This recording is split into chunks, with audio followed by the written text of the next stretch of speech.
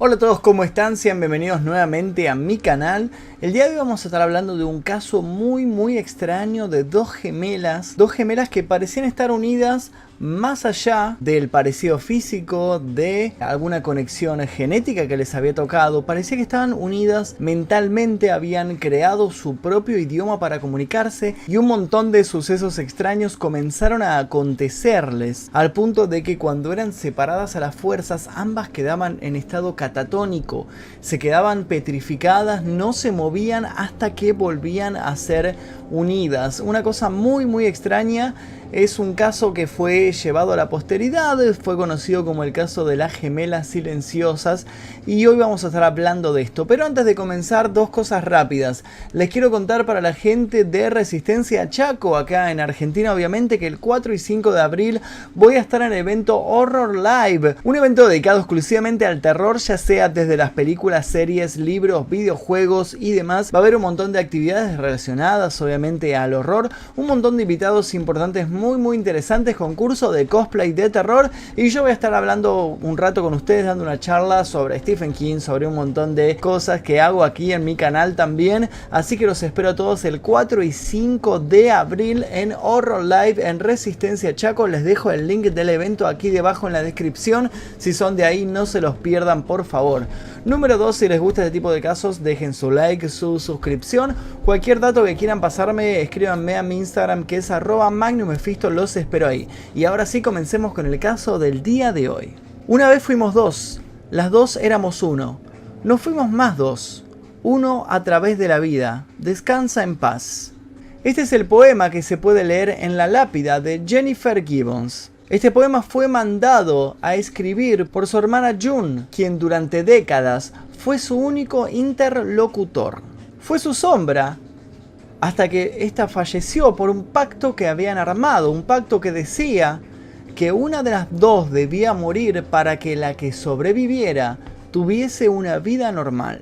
Las gemelas silenciosas, tales como se las conoce, nacieron un 11 de abril de 1963 en Barbados. Su padre, que era un técnico de la Fuerza Aérea Británica, fue destinado a un destacamento en Gales y es así como tuvo que mudarse con su esposa y con sus dos hijas gemelas y se convirtieron en lo que se conoce como rara avis o gente rara en el pueblo. Un pequeño pueblito llamado Haverfordwest, en donde los turistas brillaban por su ausencia.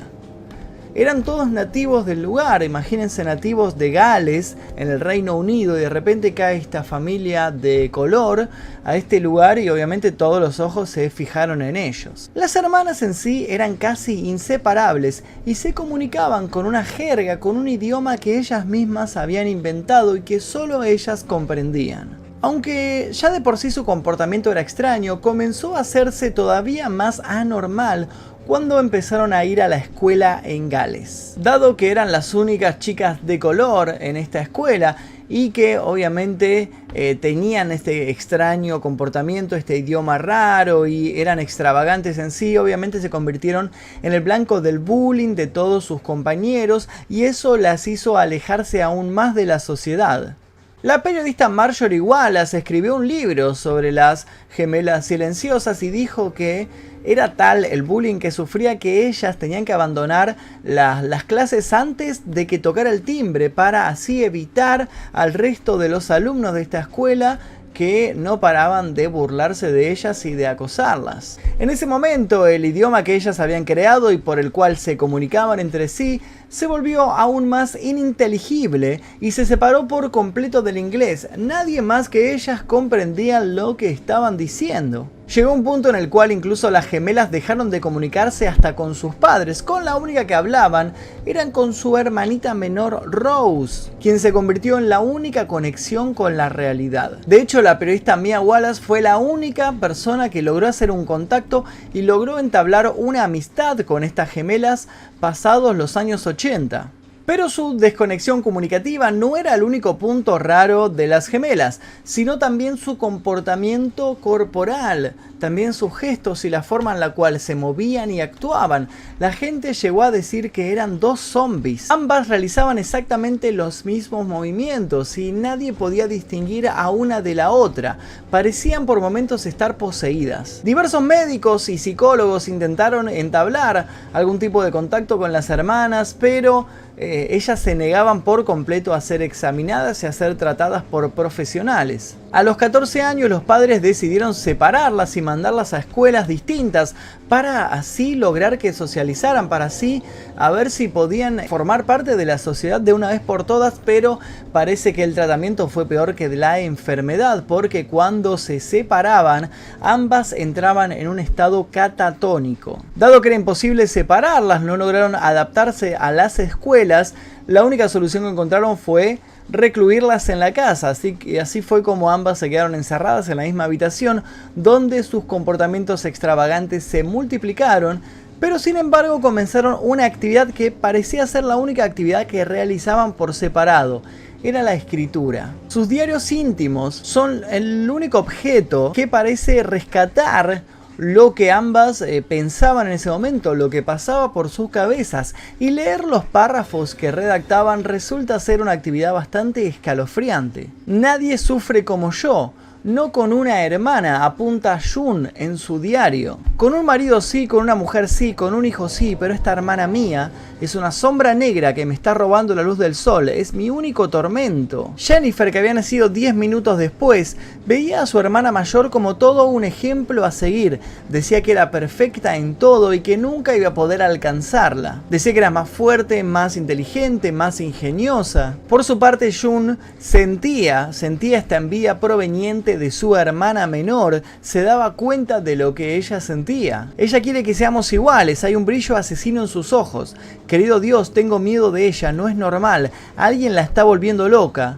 Y ese alguien soy yo. Aunque nadie tiene en claro qué era lo que las unía, parece ser que estaban atadas a un miedo propio. Ambas temían ser asesinadas por la otra. Nos hemos convertido en enemigos mortales, aseguraba Jennifer en su diario. Sentimos los molestos rayos mortales que despiden nuestros cuerpos, golpeando la piel del otro. Me pregunto a mí misma si puedo deshacerme de mi propia sombra, si es posible o imposible. Sin mi sombra, ¿moriré? Sin mi sombra, ¿obtendré una vida? ¿Seré libre o me dejarán morir? Sin mi sombra, que identifico con una cara de miseria, engaño y asesinato. Sus diarios íntimos no fueron el único objeto en el cual las gemelas expresaban sus emociones, sus pensamientos y sus sentimientos. También realizaban pequeñas obras de teatro más parecidas a cortos que registraban en cinta y le entregaban a estas cintas a su hermana menor. Estas obras estaban representadas por sus propios muñecos. Pero sin embargo, la escritura fue lo que las apasionaba. Los diarios les fueron regalados